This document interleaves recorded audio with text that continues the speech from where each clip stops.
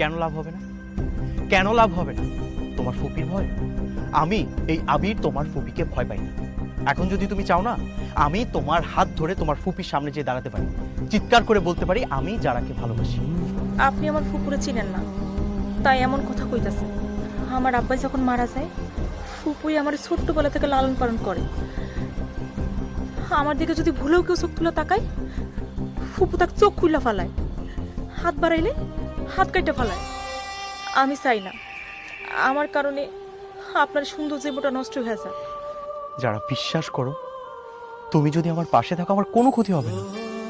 Just একটাবার বলো তুমি আমাকে ভালোবাসো। কি হলো যারা, তুমি বলো আমাকে ভালোবাসো।